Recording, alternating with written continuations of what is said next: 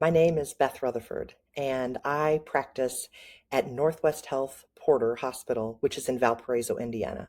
I was in private practice for 25 years, and I have been with OBHG for 6. I've been the site director for 1 year, and I'm a brand new market medical director. I think many OBGYNs, because of our lengthy time on the labor and delivery unit, we want to consider ourselves safety officers and following the best practices and the latest guidelines. One colleague at OBHG told me recently, and this really stuck with me, the site director of a program should be the most engaged OBGYN at the hospital. We're there, and so it allows us to capture those tiny moments of education with learners, whether it's nursing students, medical students, residents, the nurses. Those little tiny learning moments happen all throughout the day, and they might not happen if I was still running from labor and delivery to the OR to the office. It also really fosters a relationship with the nursing directors and clinical directors on my labor and delivery unit. So the whole perinatal service team, we're meeting and we're talking and asking, does this policy need to be upgraded? Are we up to standard on all of those best practices? And it's just really allowed a nice focus on that, which I've enjoyed.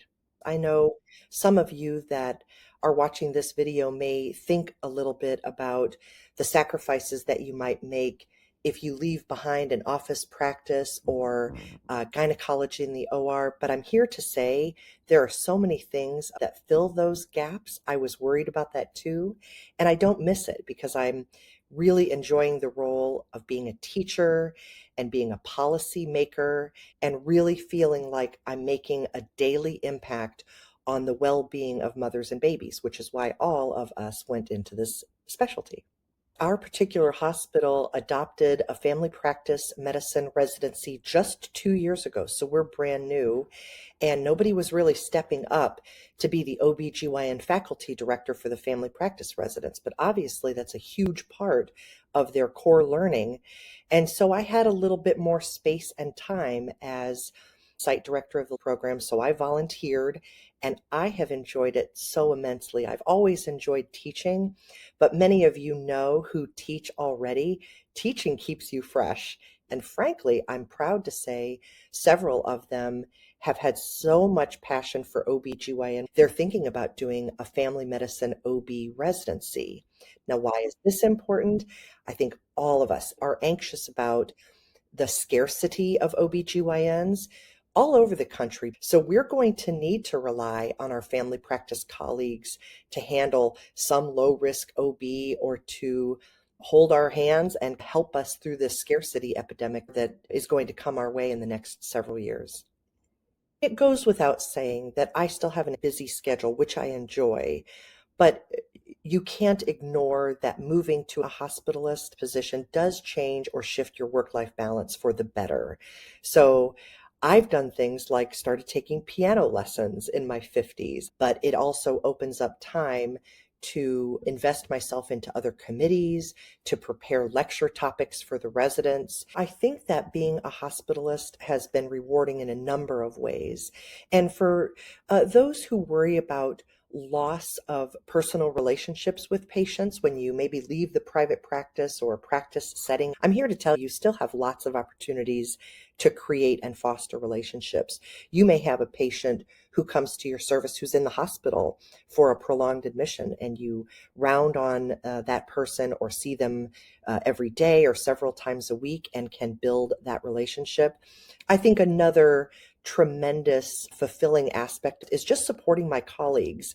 Because I was in private practice for 25 years, I think it's fair to say I was experiencing burnout based on the reasons that all of you understand. Increasing cost and overhead in my own private practice was beginning to seem unsustainable.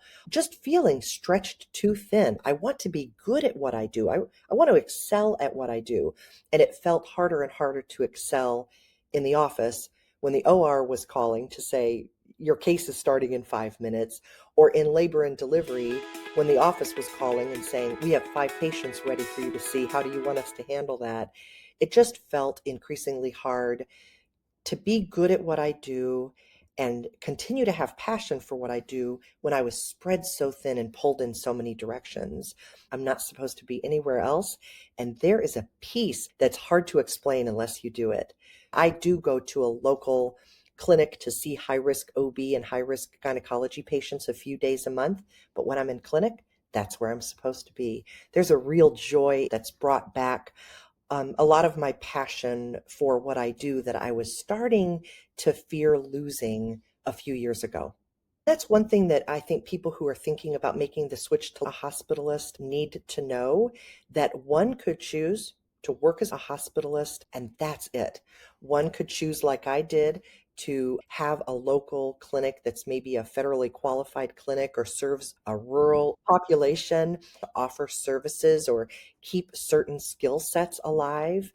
One could take a role in more administrative aspects, both at their local hospital, joining committees that they may have otherwise felt too strapped for time to do, or moving in the administrative role, becoming a site director or a market medical director, or joining committees at OBHG. One could really choose any number of pathways and still feel like they have a very fulfilling and rewarding career.